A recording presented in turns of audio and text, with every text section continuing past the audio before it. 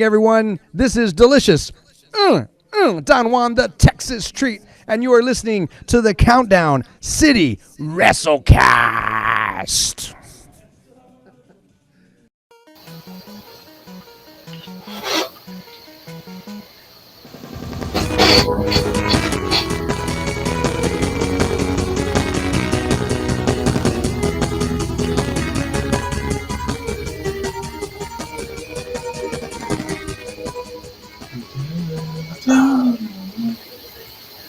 What's up, heels and baby faces? Welcome to another episode of the Countdown City WrestleCast.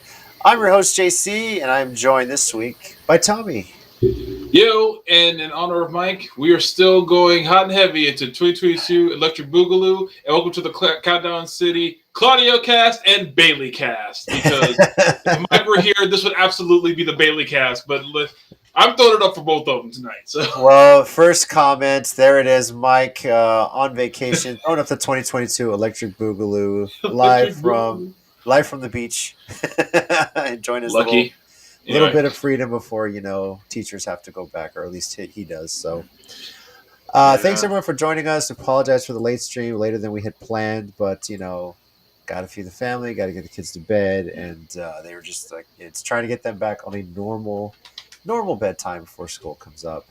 And Mike, you're more than welcome. But no, dude, so we're because the little signing to my actual life, we're gearing back up at Vista as well, and so it's so crazy because I think this will be the first semester that's supposed to be fully back on campus, but what numbers will tell, dude. I know a lot of people still actually have been preferring online, but we'll see what happens come late August. Well, today, everybody, we're going to be recapping SummerSlam, which I'll be completely honest with you, is probably better than I thought the card would be initially, and I think Triple H has a lot to do with that. So, full disclosure, I haven't seen the whole thing, but what I saw and what I heard, I have to admit, I think I might be back in with WWE. I might be back in. I really would, because it's what we've been saying. I think the right guy is making some calls now. So I think they got me back, dude. They really do. Yeah. Cedric, what's up? Good evening. What up, Ced? Thanks for joining us late at night here. Well, let's there's not a whole lot of news, but I think I want to take this segment before we talk about SummerSlam. Okay. Is really just how important was this SummerSlam event? Just because this was the first major event with the new regime, if you will, from the creative side of things. Yeah. This one really had to WWE really had to start bringing fans back. Like, this was your first audition, basically. How are you getting fans back? Fans have long said they're tired of it. And this is the first major event under Triple H's creative, under Stephanie and Nick Khan as co-CEOs. What is WWE going to do? And they pulled out all the stops, put together a great card up and down. You had your celebrity matches in there as well, but I think what they did well is not only closed out some stories, but planned for the future as well in such a good way. Yeah. It's going to get fans coming back, Yeah. But I was gonna say I remember so just before before we came on, actually no, about a couple hours ago, I saw a clip of Triple H on Logan Paul's show, and he was talking about how wrestling really is a story, and you can have all the flashy moves, but he said it's like a big budget movie with great CGI. It's great, it looks great, but no one cares. And honestly, I feel like people probably thought he was taking a dig at maybe AEW or something, but no, I think he was just being honest about wrestling in general, because there have been plenty of matches like that in WWE too. I know a lot of people make that same complaint about AEW, but I'm a writer. What maybe AEW doesn't have the best stories, but can you tell me what the really great stories were this past year in WWE? There weren't that many. So I think he was just speaking very generally, and I think this past Sunday proved that he had a good point and he made it happen. Yeah, as far as telling good stories goes. Mike says in the chat, things are moving in the right direction. Yes, definitely. And It started with Bailey coming back. yeah, since this is one thing we're talking about here, I guess we can kind of go match by match briefly, not take the whole show, but but if you're following along with us too, whether you're watching this live or you come back and watch it later, let us know your thoughts. But yeah, the show opens with Bianca Belair defeating Becky Lynch, really kind of closure for what happened a year ago at SummerSlam with the quick victory for Becky. And then, of course, it ends. It's a great match. You get the moment in the ring where they shake hands, hug, and it's like, okay, Becky's face turn, right? It was a great thing to see. And you're like, okay, well, then what are they going to do? Like, who's up? And Mike called it on the show. He did. Bailey, he said she's got to come back. He was wearing the T-shirt. And ding dong hello, there she is. But she's also followed by Dakota Kai, the recently rehired Dakota Kai. And that's what I see. They released so many people. I was like, she was fired, wasn't she? That I legitimately, yeah. Corey Graves brought that up too, and he said, but briefly said that. And then Io Shirai, who was initially called Io Shirai by Corey Graves, and then I guess they told him in the headset, no, it's Io Sky. So Io Sky is the new name, and I know you're such a fan of her, Tommy. But your thoughts on the name? I'm like, we can't have it all. I guess I guess we just can't have it all. But I will say, it's a double-edged sword for me because the good, of course, is Io Sky, Io Shirai is still there to be, and we can still get her versus Kana, which I don't think we've seen since they were actually both in Japan and like Triple Tails and Stardom, and I don't think Kana was in Stardom for a while, so there's that.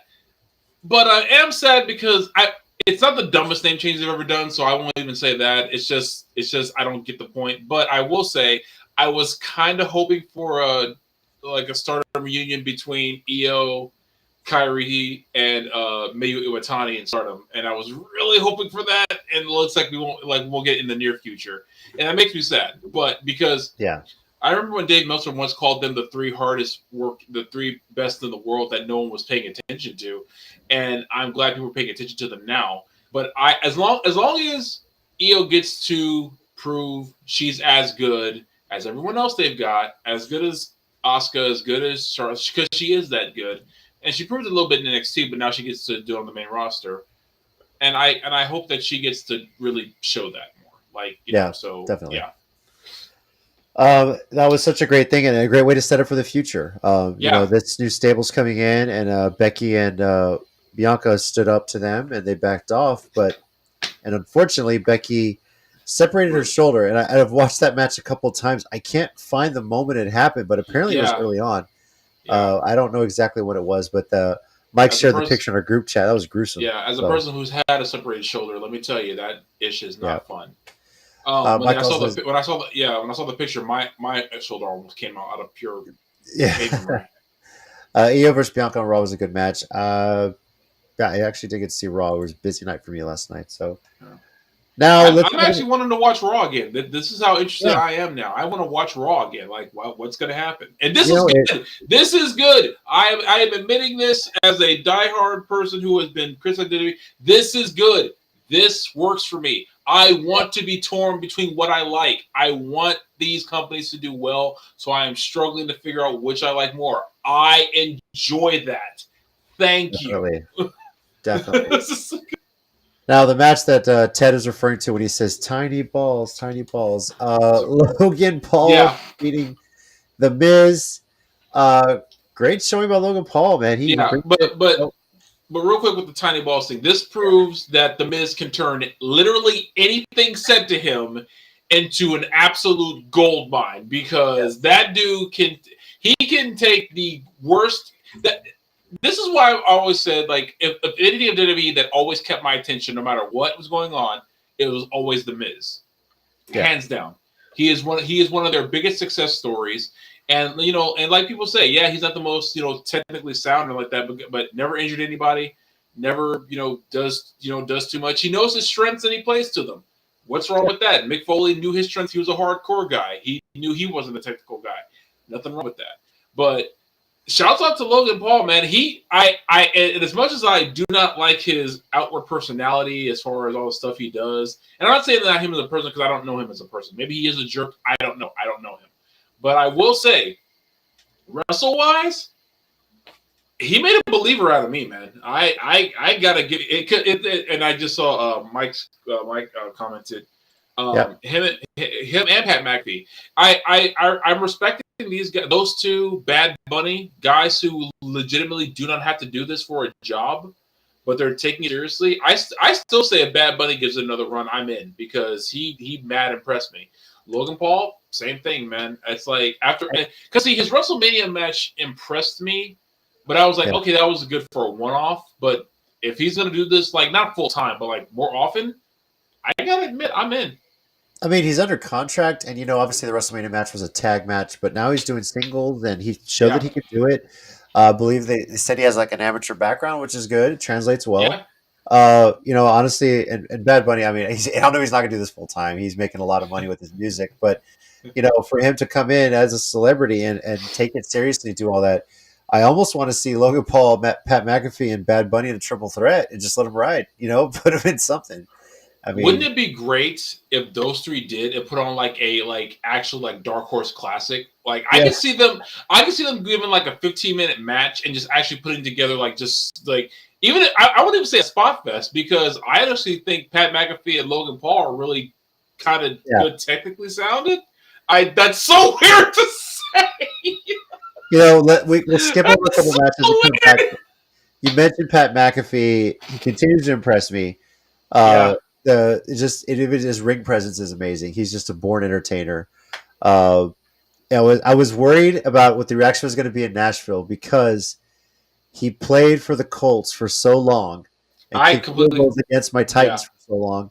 I was wondering how the crowd was going to react, but they cheered him. He wasn't wearing any Colts gear. I guarantee if he showed up wearing a Colts uniform, people would have been on him the whole time. For sure. For sure. Yeah. But he continues to impress. I like that he does the table, and I like on the commentary side of things. Michael Cole acknowledged it. We're not going to be. Let's just say it. We're not going to be unbiased in this commentary. I'm a fan of Pat McAfee. Corey's a fan of Happy Corbin. It's. So, I feel like that's another thing that they now get to do since Vince is gone. They can be a little bit more liberal in the commentary side of things. Right. Not exactly like AEW is doing with because I feel like they give Tony Schiavone and JR just free range to do whatever because they're like, you guys have been doing this so long. And Tony Khan's like, I don't have the heart to stop either one of you. So I feel like they're going to give them more freedom. Did you see? I shared this on Facebook earlier. I think yesterday. It was way back in 2006 or 7.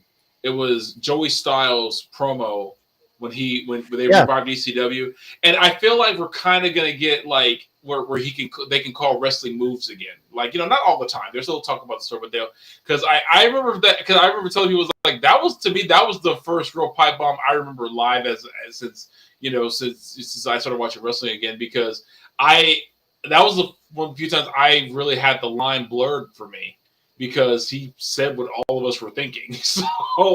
So I feel like now they'll have more freedom to do more stuff, commentary. Well, actually, not everyone. I mean, they still got to have some measure of control. But I feel like as a general, yeah. So. I feel like the place will be more fun. That's what I'm trying to say. I feel like WWE will be more fun now for a lot more people, and I hope for Michael Cole especially because I feel like he gets the short end of the stick simply because he's a good company guy. Yeah. Last year defeated Theory kind of went the way we all said it would. Just victory, nothing special. Obviously, people were just saying, okay, what are they going to do Theory in the main event? Mysterio's defeating the Judgment Day with a little help from a returning Edge. The semi out now. Yeah, the semi brood entrance with the Edge classic there. I like it. I'm interested to see where this goes. Obviously, this was easily teased. It was easy to figure out when they teased it beforehand. So Yeah, I do like that he's harkened back to those days. I feel like that was so cool for the time, and like to know that he's like they're just touching on it again. It's pretty cool. Good tribute. Now, my favorite moment of the whole night was Drew McIntyre's promo. And I know, Tommy, you didn't get to see this, but Yeah. he at one point, because he won the number one contender. Thanks, Matt. Not happening, and actually, all that you see behind me is video games. By the way, all PlayStation 2, GameCube, Wii U, PS3, PS4, all that. By the way, I but feel no, like that's he's not coming happening. for my. I feel like he's coming for my books and my comics behind me next, and y'all can have those. You pry them out of my cold dead fingers. So, Mike Rhea beats him Dom, and he likes it. Yeah, right. lucky bastard! What more does Dominic Mysterio need in his life? He's already Rey Mysterio's son. He's a pro wrestler, and now he gets to have Rhea Ripley beat him up. Can one of us have one of those things? I prefer the last one. Thank you very much. Please and goodbye. Anyway, Drew McIntyre, who beat Sheamus, is the number one contender, is going to take on Roman Reigns at Clash of the Castle in about 5 weeks. He got on the mic from the aisle because it was a long aisleway. He's just standing in the middle, addressing the fans, has his sword with them, and he's like, they're taking on Clash of the Castle at our main event, which is Roman Reigns versus Brock Lesnar for the first time ever in Nashville at SummerSlam in a last man standing in front of, what's your name? He looks at this kid. Colt in front of Colt, you know. That's hilarious. My favorite moment the whole night, the crowd starts chanting for Colt, this random kid. The only time you'll probably hear anybody in Nashville, let alone Nissan Stadium, cheering for somebody who is named Colt. You know, true. And so that was such a funny moment. Probably that kid probably remember that for the rest of his life too. Oh yeah, and he should, and he absolutely should. That's like one of those moments where it's like that's just as a fan, you're like that's so cool. So yeah. It's a great way to promote what they got going on the next pay-per-view back across the pond. So been a long time since that happened. Tag team title match, Jeff Jarrett special referee, Usos versus the Street Profits. And I know I picked the Usos on the show, but with the Street Profits coming out with Titans inspired gear with the Titans cheerleaders, had to change it, sticking with it, and my God, I was really hoping they would have pulled it off. Yeah, man, I was kind of hoping that when I heard about that, I was like, oh, come on, guys, come on, do that. Mike Vince would have made him cheer for Scotty Goldman. Hilarious. I love it. Yeah. Sure. Yeah, that was such a good match. Arguably, match of the night. You know, there's a lot of ones to pick, but it was definitely worth the watch. And that's so crazy to think that they're that just really makes me concerned, like now more than ever, about Vince's mental state, because it's like, why was this so hard to begin with? You know, and I think I brought this up a few weeks ago. WWE still, regardless of how you feel about them as a company and their writing, they still some of the best wrestlers in the world, and that's an undeniable fact. Why is this so hard to just let them, be themselves? Because now, honestly, I'm looking forward to Drew and Reigns. I was kind of already, but now I'm seriously looking forward to it because I think they can now just kind of let go and just kind of do their thing. Yeah. So I'm interested to definitely see where this goes forward.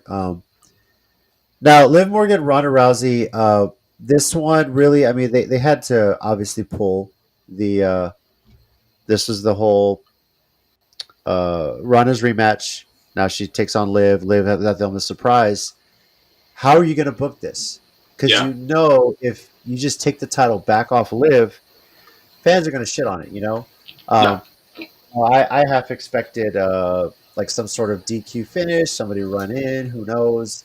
But and then Ronda loses the rematch, whatever. But they wrestled, and did you see this one? I don't know if you saw this one or not. But, I saw parts of this one, and a friend of mine said it was probably the sloppiest match of the night, and it was. I kind of agree. It was, and it was, but I mean, it was what it was supposed to be. It was real short with a controversial finish.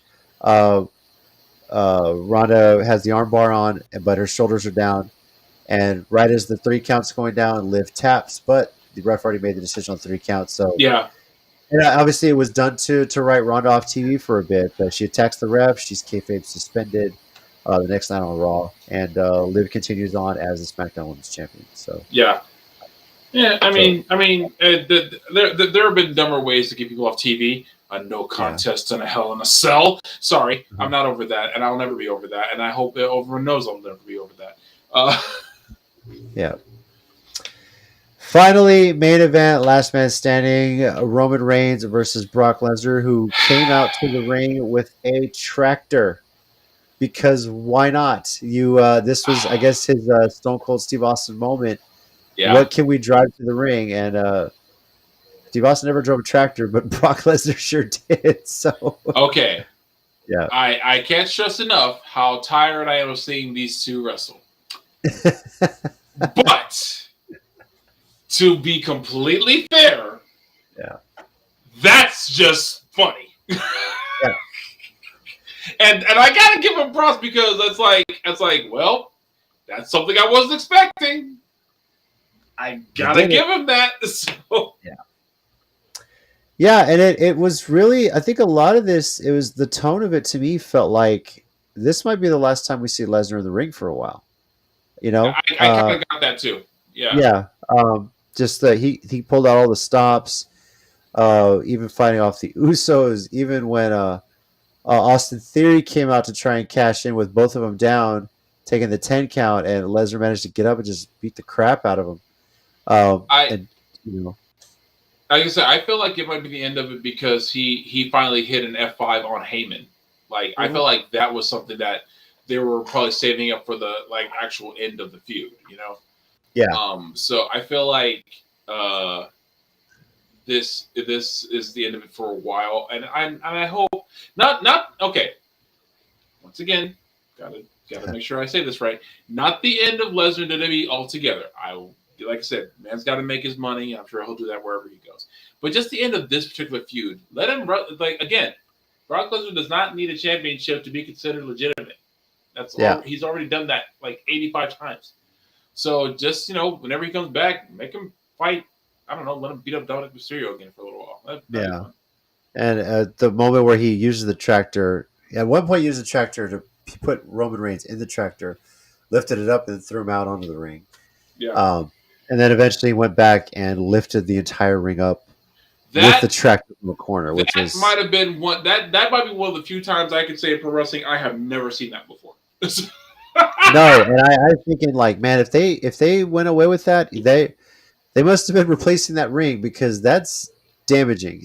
I don't think there's any way. Yeah, they're selling the scrap metal of that right now, and just they're like, let's just buy a brand new ring. Yeah. But Roman eventually, for all that Lesnar took, it took him getting hit with a chair, the Money in the Bank briefcase, both title belts, and then they finally just threw the announcers' tables all on him to make sure he stayed down for the 10 count. Yeah, that's what it took to take Lesnar out, and it took the Usos and everyone else helping as well with that too. It wasn't like Roman could do it by itself, but. I kind of think this is a good ending point to this. We're done with that, So, and it's what else do you need to prove? This was the last man standing. That's your good send off. We don't need this anymore.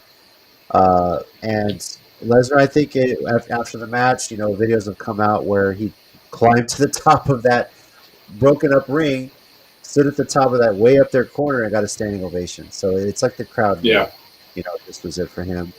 Mike, well, now they don't have payoff money. Vince is wasting. So, yeah. He's not wrong. Oof, it got warm in here real quick when he said that. Overall, though, a great show. The crowd was nice. The crowd was hot. They loved this. And, if you missed it all or missed parts of it, definitely go out and check it out on Peacock.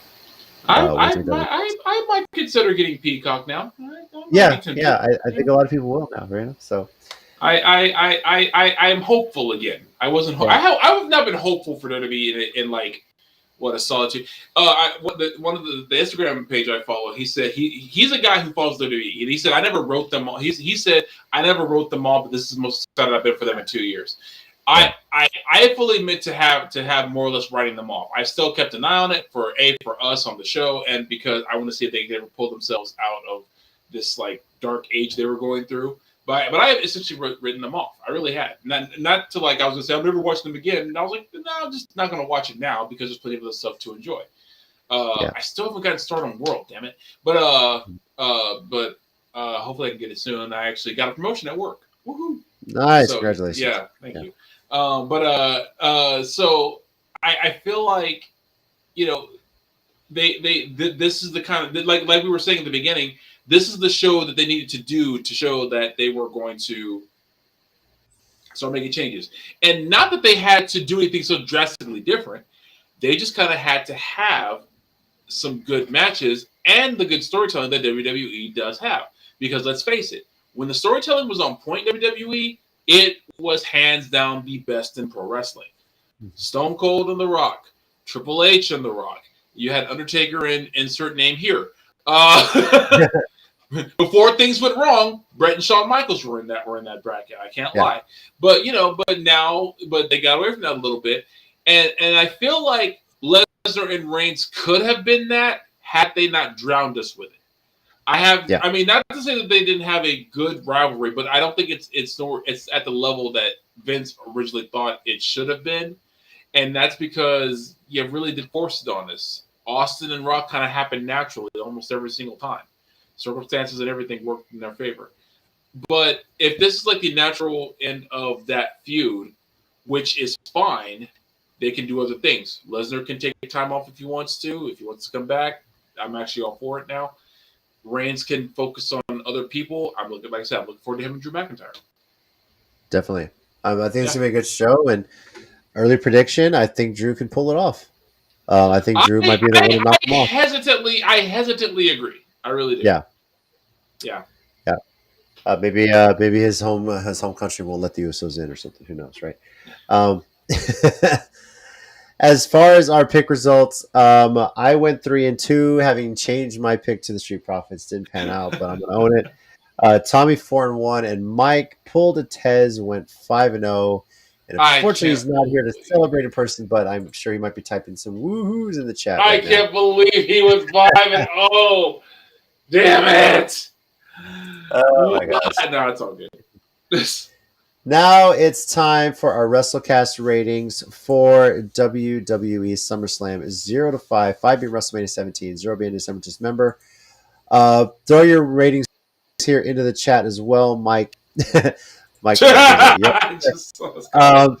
ahead and also throw your rating in there as well, Mike, and also some last thoughts you have on SummerSlam if you'd like. I'm going to go ahead and give my rating first. This one is a 4.5. It was a great bridge between the old storylines and the new direction. This has the event that kind of wrapped all that up and moved it forward in the right direction. I thought it was very well done, very well mapped out, and the crowd was into it. The crowd had a great showing, great show. Expect nothing less. Nothing less. I'll put up Mike's comment in a second. Expect nothing less from a Nashville crowd. And it went off so well. It was great. It was a great night. And the biggest thing I noticed about this too is that the commentary is been so much better without Vince yelling in someone's ear. The fact that Michael Cole acknowledged on TV at one point saying, no one's cussing in my ear like they have been for the last 25 years. I don't know if you caught that. He said it on Raw or SmackDown or something, but there's little snippets of him saying that. Oh, Michael Cole has gone rogue. I like it. And look, right? but wait, JC, somewhere Chaz was watching and was like, hell yeah, Cole. Yeah. Hell yeah. So 4.5 for me. Tommy, what is your rating for the event? Even without seeing it, I gotta be honest and give it a 4.5 as well, because it's like to generate this kind of excitement among, and I'm talking about even among people who I know don't watch WWE as much anymore or don't watch it at all. They have been hyping this show up. They have been very, very vocal about how much they like this show, and say how better it already seems to be going in terms of quality and WWE. And if this is the turning point that we needed, great. It should. I hope they do it right, and so I'm all good with that. Yeah. Hey Terry, thanks for joining us. We given our ratings for SummerSlam right now 0 to 5. Feel free to share yours. And I'm doing a Siri there. Okay. Now for Mike's rating, he said first match 5, rest of the show 4.5. So we'll just take that as a 4. Did he do the same thing to Death Before Dishonor? Probably did. I think he did. If not that, something similar, right? You know. Yeah. I think that's what Dishonor. He just said straight up it's a 5 because Claudio's champion. Yeah, now. I think so. Yeah. If Bailey had come back, hey, look, I bet this is the one time if Bailey had come back and won the women's title for no reason whatsoever, he'd have given this whole show a 5, no questions asked. He also adds Bailey's faction of the mini bosses before you get to Rhea. If you know, you know. Yeah. And I mean, Terry, honestly, that sounds like the best like Street Fighter like Double Dragon type game ever. So yeah. Slam has, very much 100%. 100%. Sorry, Mike. Only goes up to 5. Can't go higher than that. We're not Dave Meltzer here. Okay. That's 6. That's hilarious. So that does bring our overall WrestleCast rating for SummerSlam 4.5. Yeah. Great job, WWE. Excited for what's to come. Looking forward to Clash. Got to be like one of our highest rated WWE shows in years. I have to look it up again, but it very well might be, you know. But it was definitely a great show. So yeah. Again, if you're in the chat, let us know your final thoughts on SummerSlam as well. In the meantime, we are going to move on into our 1 minute warning segment here. Tommy, is there anything you want to talk about this week? Actually, there is. Yeah. All right. Whenever you're ready, sir, and go. Okay, y'all see the shirt I'm wearing? I'm wearing it for a very specific purpose because people have been talking about for the past year or so about AEW only having old school WWE stars and not really making new stars. Well, if you didn't watch Rampage and hear Wheeler Yuta's promo on Jericho, then yeah, you can still believe that. But you cannot tell me after he cut this really cool promo on Jericho, this is the most I think we've heard from Wheeler Yuta, period, in her terms of talking, that you think they're not making new stars. It just takes time. Granted, I mean, but again, like I said before, if you have the money to hire these guys to come and build your company's profile up, you do it. But you can make new stars. Wheeler Yuta, you got Orange Cassidy, Darby Allin, Daniel Garcia, who again is just fire as well. They're doing that, guys. It's cool. And guess what? We can like all companies. Even when I wasn't high on WWE, you can still like WWE. You can like AEW. You can like all these companies. It's no problem making fun. I think the only reason I bring that part up is because I heard like Kat Dennings, who I will always defend, said something good about SummerSlam and trolls tried to insult her. I'm like, bro, no. So I had a 1 minute warning in my head. I'm trying to remember it because I think I forgot. Damn it. That's good. That's because I talked too much about Blackpool Combat. I don't know. I was like, I had it in my head. Okay, here's what I'm gonna talk about, and then I just like, oh no, I forgot. What was I gonna say? Maybe it'll come to me. I don't know. We can do Mike's 1 minute warning if you. Mike, you got something on there you want to talk about for a minute, or just type out? So, here we go. Here's your 1 minute warning. My 1 minute warning: Claudio and Bailey, my head canon power couple. That's it. That's the warning. Dude, write the. Yeah. Dude, just write the fanfic. Kat Denny also. Hey, yo, man, look, yo, Mike. Yeah. And then Terry talk about the new stars: Ricky, Sammy, Keith, Swerve. I can keep going. Oh yeah. I mean, I didn't even think I needed to mention Sammy because he already qualifies as a current star, not even an up and coming anymore. Like I did say Darby though, and he's been if there is a bigger success story than him of guys that he brought in out of nowhere and made, I can't think of anyone. Keith and Swerve for sure are like becoming. Dude, the way my jaw dropped when they won the World Tag Team titles, I was like, already? I did not see that coming, but I meant that in a good way. Oh, I'm trying to see if something will jog my memory. There was something here, but we have to do a quick show tomorrow, so you can when you want your right. I might I need to remember to write this shit down. But Ted, why are you obsessed with I was gonna ask, but I thought I'd just refrain. But yeah. Terry, rest in peace, Mike Atwell. I wasn't aware. If you want to mention him real quick, yeah, man. Mike Atwell, he was a referee, the Texas area. I met him. He ref for BOW a few times. Nicest guy, man. I can't think of anyone who had anything bad to say about the guy, man. He was such a nice dude.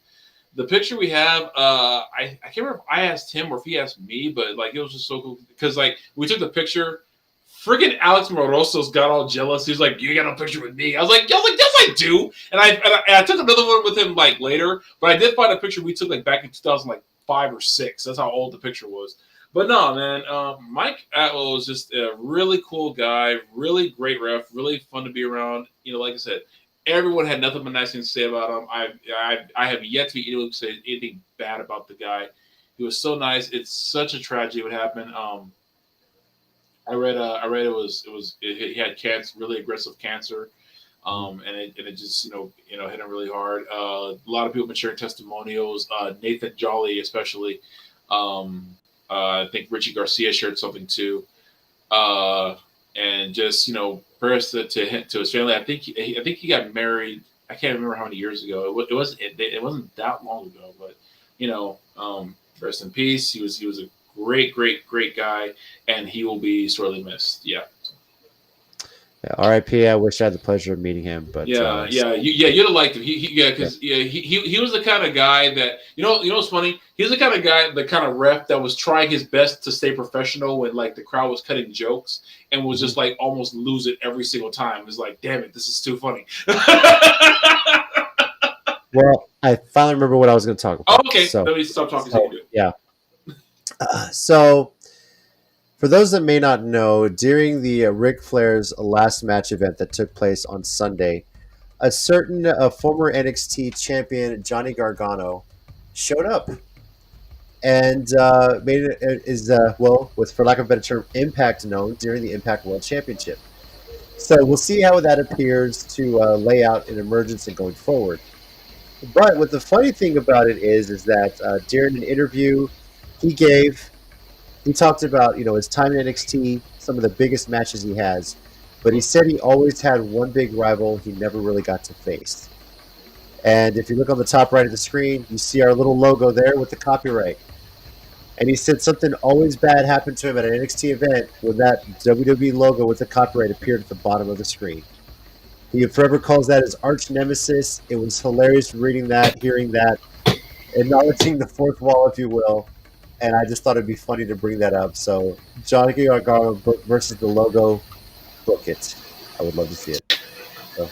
Look, I love my comedy wrestling as much as anyone, but that damn copyright logo has screwed Johnny Gargano more times than wait, the copyright logo is going to do an interview. Gargano screwed Gargano.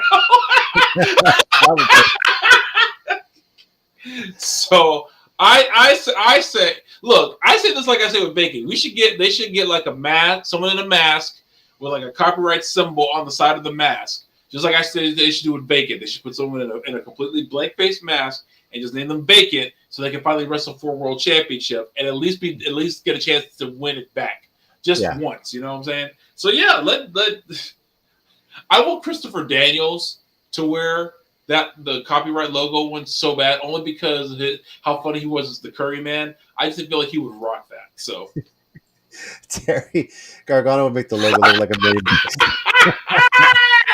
That's so true. That's so true. Yeah. Let's see. Well, here's a funny little thing here. Thank you, everyone, for joining us. Ted, we're going to promote this as well at the Superhero Car Show and Comic-Con this Thursday in San Antonio, the Freeman Expo Center. Yeah, the Nasty problem is I don't make any of that. That's not a problem. Yeah, there's a wrestling panel Thursday. Come check it out. I think Hogan's going to be there as well. And Mike, Hey, Mike, if you're there and you talk to the Nasty Boys, ask them about their ACW show with Austin with ACH. And were there for that. It did. They got wasted so fast. It was like, oh my god, yo! I thought these guys could hold their alcohol. It didn't work out very well. But man, no, dude, it was like I feel like I can have a better alcohol control, and I don't even drink. I was like, dude. I was going to say about that night is thank God for Colt Cabana because he saved that, and that's always a memorable night for me. Yeah, it is. I think the main event was Chris Hero versus Masada. It was, and I just remember being because I didn't get to see Cabana earlier in the night because I got a call before I was going to leave for Austin for that show. It was like, hey. Promoter screwed up and booked Masada's flight to San Antonio instead of Austin. Do you mind picking him up and giving us some right up here? And I was like, sure. And Tina, at the time we were dating, and she's looking at me like, what happened? Like, something always happens when we're gonna leave, right? Yeah. And she goes, she's a huge Masada mark. Yeah. And we were taking her car at the time, and I told her, it's like, well, she's like, what happened? I said, well. Called me and asked if I wouldn't mind picking up Masada in the airport, giving him a ride. But if you don't want me to have him in your car, that's fine. I can do it. She's like, oh no, we're good. Let's go pick him up. So he's got his shirt out. Yeah, just because he was going to wrestle, she let him sit in the front seat so he didn't have his legs stretched out or anything. And I look at the rearview mirror at her, and the whole time she's like, yeah, I know.